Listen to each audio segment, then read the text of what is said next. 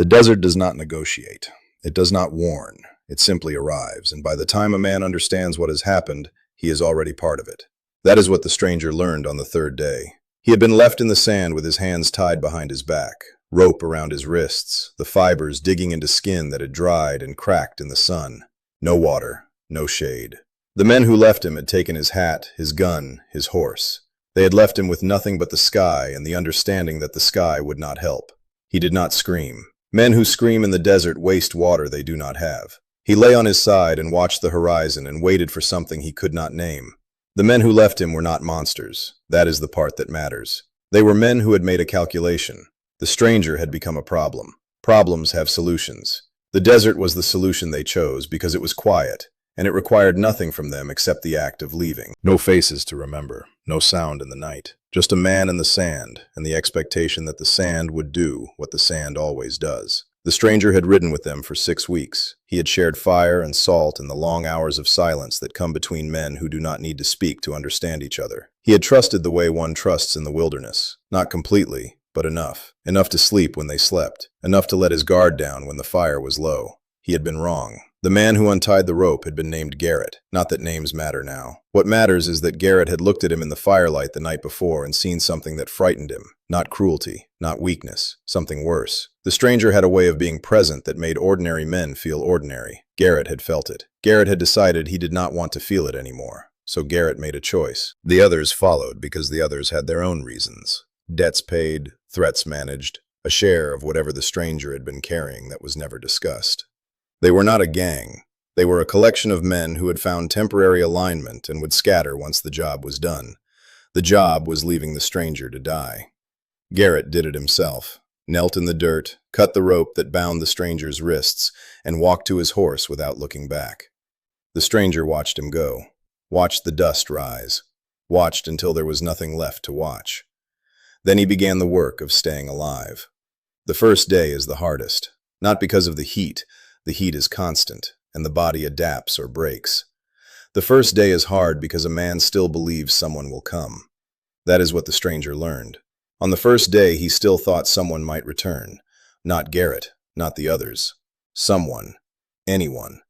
The belief that rescue is possible is the first thing the desert takes. By the second day, the stranger had stopped believing. He crawled to a rock formation where the stone held the memory of last night's cold. He pressed his forehead against it and let the coolness slow the fire in his skull. He thought about water. Not long drinks of water, just the idea of it, the concept, the possibility. That was enough to move him forward. By the third day, he could see the ghost of a line on the horizon. Not water, not a road, a trail. The kind of thing that might be a trail if a man squinted hard enough and needed it badly enough. He had no reason to believe it was real. He moved toward it anyway. This is who he was. Not brave, not foolish. Just stubborn in a way that the desert could not understand, and therefore could not defeat. Garrett reached the town of Rincon on the second evening. He sold the stranger's horse for $40 and a bottle of whiskey. He drank the whiskey in a room above the saloon, and did not sleep. The ceiling had a crack in it that looked like a river delta, and he watched it until the sun came up, and the light made the crack invisible. He had done the thing. It was done. The stranger was in the desert, and the desert would handle it the way the desert handles everything. Slowly, completely, without noise. Garrett told himself this. Garrett believed it. On the third morning, he walked through the market and heard 2 men talking about the trail that runs north past Maverick Ridge. Something about a rider seen moving through the heat. A silhouette. A man walking. Garrett stopped. His hand tightened on the edge of a wooden crate. Alive, one of the men said. Must be out of his mind, but alive. Garrett did not stay to hear more. He walked back to the saloon and sat in the corner and ordered a coffee he did not drink. The coffee went cold. The steam rose and disappeared. He should have felt nothing. He had made the choice and the choice was made. But what Garrett felt was not nothing. What Garrett felt was the specific weight of an unfinished thing. The desert had not finished the job. The stranger had not cooperated with his own death. And now there was a loose thread where there should have been none. He spent 2 days deciding what to do. 2 days of walking the streets of Rincon and thinking about the math of it. The stranger would die eventually. The desert was patient. All Garrett had to do was wait, and the problem would solve itself the way problems do when you stop pushing. But the stranger had not died. The stranger had walked. And somewhere in the back of Garrett's mind was the knowledge that a man who can walk out of the desert after 3 days without water is not a man who will quietly disappear. He will come back. He will find the men who left him, and when he finds them, he will not ask questions. Garrett understood this the way a man understands gravity, not because he studied it, because he had seen what the stranger could do. So on the morning of the 5th day, Garrett rode out of Rincon alone. The stranger had reached the trail by the 4th evening, real as it turned out. Not a road, not even a path, just an indentation in the earth where wagon wheels had worn the ground down over decades. It would lead somewhere, or lead nowhere. Either way, it was better than standing still. He moved at night now. The moon gave light enough to see the ground, and the cold was bearable. The heat of the day he spent in whatever shade he could find, a hollow beneath a rock, the lee side of a dead tree. He drank from a seep he found on the 5th morning, water that tasted of rust and rot but was water and was enough. By the 6th day he was moving again. By the 7th he had covered enough ground to know where he was. The canyon country. The kind of place where a man can disappear for good if he wants to. He did not want to. He thought about Garrett. Not with anger. Anger requires energy, and he did not have energy to spare. He thought about Garrett the way one thinks about a weather pattern, something that exists, something that will arrive or not arrive, something that can be prepared for if it arrives but cannot be rushed. The stranger did not want revenge. That is not what drove him. What drove him was simpler and more useful. The understanding that a man who leaves you to die in the desert is a man who will do it again, and again, and again, until there is no one left to do it to. So he walked north. He did not run. Running in the desert kills men faster than the heat. He walked, and the trail led him to a place where the land opened up, and the horizon was visible in every direction. He stopped. He stood in the center of that openness and looked, and then he saw it. A rider, coming from the south, alone. The stranger did not reach for a gun. There was no gun to reach for. He stood in the open and watched the rider approach and waited. The stranger's silence had always been his weapon. Other men filled silence with talk, with explanation, with justification. The stranger let silence do the work. When he finally spoke, every word had weight because the words were surrounded by everything he had not said. Garrett saw him from 100 yards out. Saw him standing in the flat open land, no cover, no escape route, no visible weapon. A man who wanted to be seen. A man who was not afraid. Garrett slowed his horse, stopped, sat in the saddle and looked at the stranger across the distance between them. The stranger did not move.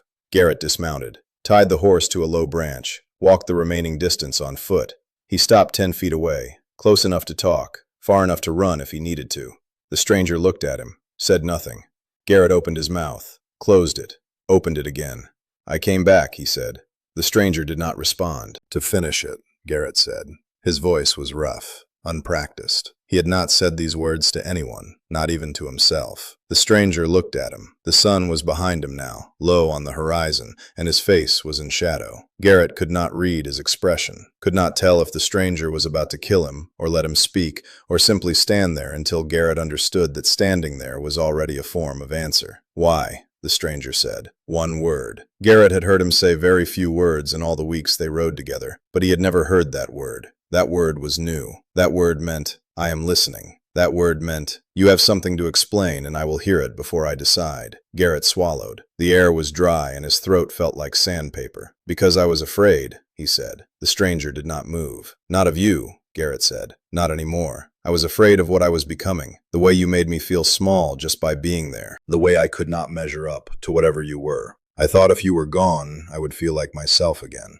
The stranger was quiet. The wind moved the dust between them. "Did it work?" the stranger said. Garrett shook his head. "No." The stranger nodded, slowly. A small motion, the kind of motion that could mean anything. They stood there. The sun continued to drop. The shadow of the stranger lengthened across the flat ground until it reached Garrett's feet. "I thought you would die," Garrett said. "I thought it would be quick and quiet and I would never have to think about it again. I thought the desert would take care of everything." "The desert tried," the stranger said. Garrett looked at the ground, at his boots, at the dust. "I know," he said. "I know what I did." The stranger said nothing. "What do you want from me?" Garrett said. His voice cracked on the last word. He did not try to hide it. The cracking was part of it, part of what he had come to say. The stranger looked at him for a long time. The silence stretched. Garrett felt it in his chest, the weight of it, the pressure. Then the stranger spoke. "What I want is for you to understand that there is no debt you can pay that fixes what you did. There is no act of contrition that erases the rope around my wrists. I walked out of that desert because I decided to live, not because I forgave you, not because I forgot."